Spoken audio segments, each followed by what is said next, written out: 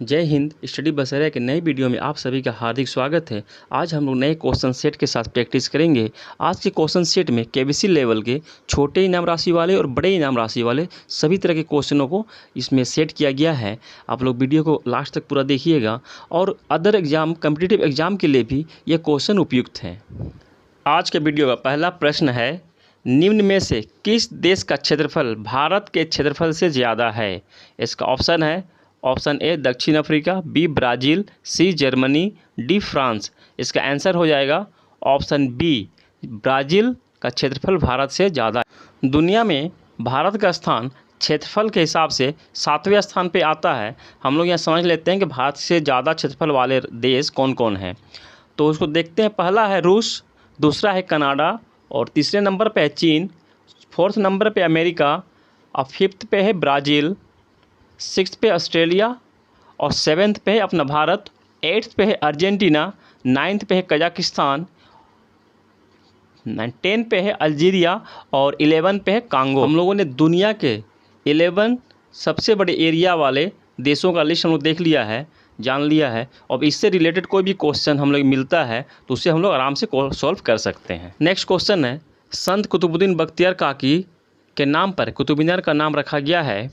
संत कुतुबुद्दीन बख्तियार काकी किस शासक के साथ भारत आए थे? ऑप्शन है option A Qutubuddin Aibak, B Mohammad Ghori, C Iltutmish, D Mahmud Ghaznavi. इसका आंसर हो जाएगा ऑप्शन बी, मोहम्मद गौरी के साथ संत कुतुबुद्दीन बख्तियार काकी भारत आए थे। यहाँ हम लोग मोहम्मद गौरी से रिलेटेड कुछ एक्स्ट्रा फैक्ट्स भी जान लेते हैं। जैसे 1191 में मोहम्मद गौरी और पृथ्वीराज के बीच तराई का पहला युद्ध हुआ था और जिसमें मोहम्मद गौरी की हार हुई थी, और तराई का दूसरा युद्ध 1192 ईस्वी में पृथ्वीराज चौहान और मोहम्मद गौरी के बीच में हुआ था, जिसमें पृथ्वीराज की पराजय हुई थी। और एक इम्पोर्टेंट युद्ध है चंदावर का युद्ध। चंदावर का युद्ध 1194 ईस्वी में मोहम्मद गौरी और कन्नौज के शासक जयचंद के बीच हुई थी, जिसमें जयचंद की हार हुई थी। यहाँ से एक बहुत ही इम्पोर्टेंट और इंटरेस्टिंग क्वेश्चन बनता है। क्वेश्चन है, किस गैर हिंदू शासक के समय सिक्के पर एक ओर कलमा और दूसरी ओर लक्ष्मी देवी की आकृति होती थी? तो इसका आंसर हो जाएगा मोहम्मद गौरी के शासन के समय में। नेक्स्ट क्वेश्चन है, पड़ोसी देश भूटान का राष्ट्रीय खेल क्या है? ऑप्शन है आर्चरी, बी फुटबॉल, सी बुचकाशी, डी वॉलीबॉल। इसका आंसर हो जाएगा ऑप्शन ए आर्चरी। यहाँ हम लोग कुछ पड़ोसी देशों का राष्ट्रीय खेल भी समझ लेते हैं, उसको जान लेते हैं। पहला है नेपाल।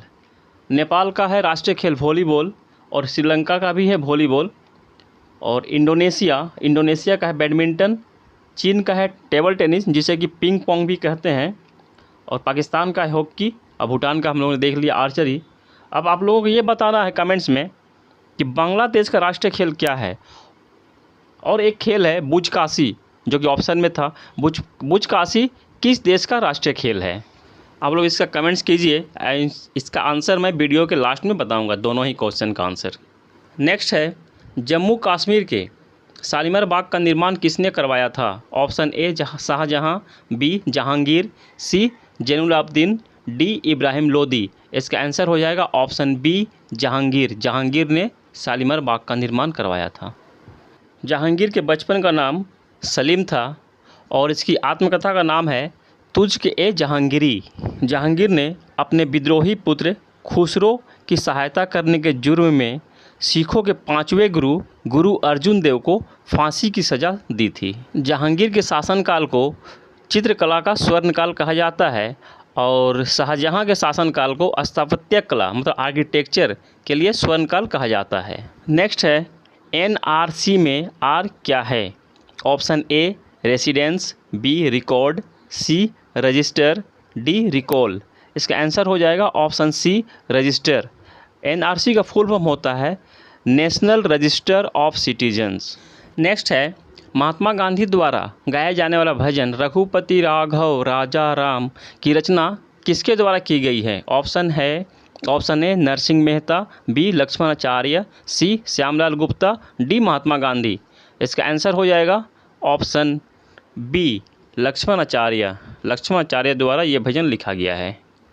नेक्स्ट है वाइट फ्लोइंग रिवर के नाम से किसे जानते हैं? Option A Godavari, B Sabarmati, C Dandi march, D Champaran Satyagraha. इसका आंसर हो जाएगा ऑप्शन सी, दांडी मार्च को हम लोग वाइट फ्लोइंग रिवर के नाम से भी जानते हैं। दांडी मार्च के समय मार्च में शामिल सभी लोग सफ़ेद रंग के खादी के कपड़े पहने हुए थे और उन्हें देखकर, उस जैन सैलाब को देखकर ऐसा लग रहा था कि कोई सफ़ेद रंग की नदी बहती जा रही है, इसीलिए इसे दांडी मार्च को वाइट फ्लोइंग रिवर कहा जाता है।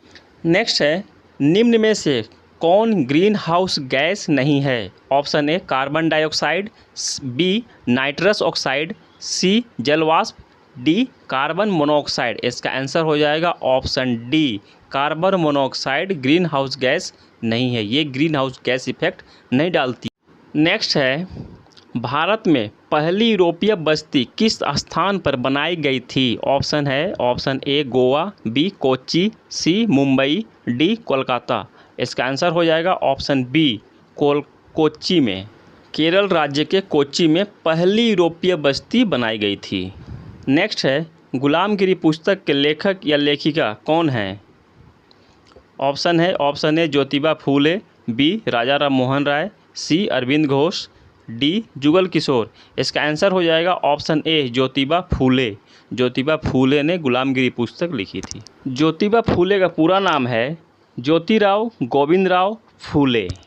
नेक्स्ट क्वेश्चन पे जाने से पहले चैनल पे आप नए हैं तो चैनल को तुरंत सब्सक्राइब कर लीजिए और सभी वीडियो का नोटिफिकेशन पाने के लिए बेल आइकन को भी क्लिक कर लीजिए। चलिए अब देखते हैं अगला प्रश्न।